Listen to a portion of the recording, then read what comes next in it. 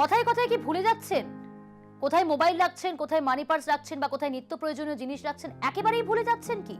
আপনি ডিমেনশিয়ায় আক্রান্ত নয় তো? নমস্কার, নিউজ 18 বাংলা ডিজিটালে আপনাদের স্বাগত। আপনাদের সঙ্গে রয়েছি আমি প্রিয়াঙ্কা। ভারতে প্রায় 40 লক্ষ মানুষ ডিমেনশিয়া সম্পর্কিত অসুখে ভুগছেন। এই অসুখে ধীরে ধীরেই রোগীর সমস্ত স্মৃতি মুছে যেতে থাকে। আসতে থাকে হতাশা, নিদ্রাহীনতা, এমনকি কেউ কেউ নিজের সন্তানকেও চিনতে পারেন না। ভয়ঙ্কর এক অসহায় পরিস্থিতি তৈরি হয়। শুধু তাই নয়, রোগীর মস্তিষ্কের অন্যান্য বৈশিষ্ট্য লোপ পেতে শুরু করে। সবথেকে বড় মুশকিল হলো অসুখটি সারতে চায় না। জানেন কি কি কি কারণে আক্রান্ত হতে পারেন আপনি?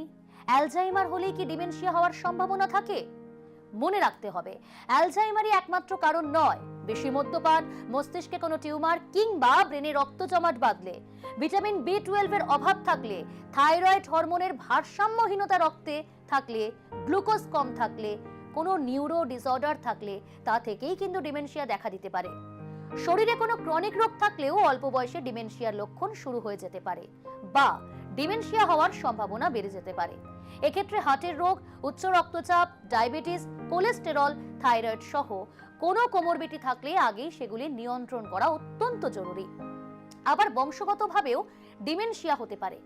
কি করে বুঝবেন আপনি আক্রান্ত হয়েছেন? আজ কয়েকটা প্রশ্ন আপনাদের সামনে তুলে ধরব। সেই প্রশ্নগুলো নিজেরাই বলে দেখুন। প্রশ্ন 1, অনেকদিন পর দেখা হওয়া কোনো বন্ধুর নাম কি মনে পড়ছে না?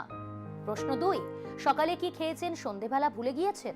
প্রশ্ন 3, কথা বলার সময় কি একই প্রশ্ন বারবার করছেন আপনি? প্রশ্ন 4, অল্প কিছুক্ষণ আগেই মোবাইল কোথায় রাখছেন, সামান্য সময়ের ব্যবধানে কি তা ভুলে যাচ্ছেন? প্রশ্ন 5, রান্নায় আদৌ নুন দিয়েছেন কিনা মনে করতে পারছেন না? প্রশ্ন 7, সহজ সিদ্ধান্তগুলো কি খুব তাড়াতাড়ি নিতে পারছেন না? প্রশ্ন 8, তারিখ ও সময়ের তালজ্ঞান কি হারিয়ে ফেলছেন? প্রশ্ন 9, অফিসের কম্পিউটার বা যে কোনো জায়গায় কোনো পাসওয়ার্ড দিলে সেই পাসওয়ার্ড কি হঠাৎই ভুলে যাচ্ছেন কিংবা গুলিয়ে যাচ্ছে আপনার? এই সমস্ত কিছু হলে কিন্তু মনে রাখবেন আপনি ডিমেনশিয়া আক্রান্ত। সমাধান কোন পথে, অর্থাৎ প্রতিরোধের উপায়গুলি কি, চলুন দেখে নেওয়া যাক। ব্লুবেরি, প্রথমেই বলবো ব্লুবেরির কথা।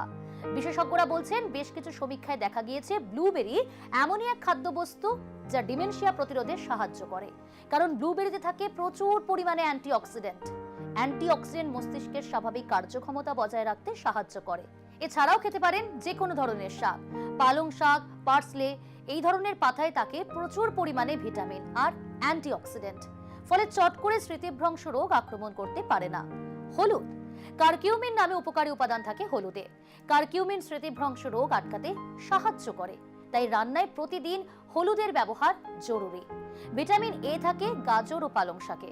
ভিটামিন C জাতীয় খাবার খেতে পারেন, কারণ এই ভিটামিনে নানা ধরনের খারাপ পদার্থ দ্বারা শরীরে তৈরি হওয়া ক্ষতি আটকাতে সক্ষম হয়। ভিটামিন C নিজেই একটি অ্যান্টিঅক্সিডেন্ট। টক ফল সহ প্রায় সব ফলেই ভিটামিন C পাওয়া যায়। ভিটামিন E ডিমেনশিয়া প্রতিরোধ করতে কিন্তু যথেষ্ট সক্ষম। যেমন সূর্যমুখী তেল, কাজু বাদাম, চিনে বাদাম, উপযুক্ত মাত্রায় ভিটামিন রয়েছে তাতে। ভিটামিন D জাতীয় খাবার খেতে পারেন, কারণ শরীরে ভিটামিন D এর ঘাটতি ডিমেনশিয়া হওয়ার ঝুঁকি বাড়িয়ে দেয় 12% পর্যন্ত।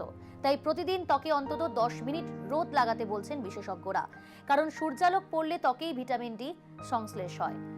স্বাস্থ্যকর ফ্যাট জাতীয় খাবার ডায়েটে কিন্তু রাখতে পারেন, যেমন অলিভ অয়েল, ডিম, চিয়া সিড, ওমেগা 3 ফ্যাটি অ্যাসিডের মতো খাদ্য। এছাড়াও থাকে ফ্যাটি অ্যাসিড জাতীয় খাবার কিন্তু আপনার ডায়েটে রাখতে পারেন। ফ্যাটি অ্যাসিডে ডিমেনশিয়া প্রতিরোধ করার ক্ষমতা রয়েছে। স্ট্রেস মুক্ত থাকবেন, নির্দিষ্ট পরিমাণ সময় মতো ঘুমোবেন, ঘুমটা খুব পর্যাপ্ত পরিমাণে দরকার আপনার শরীরের জন্য।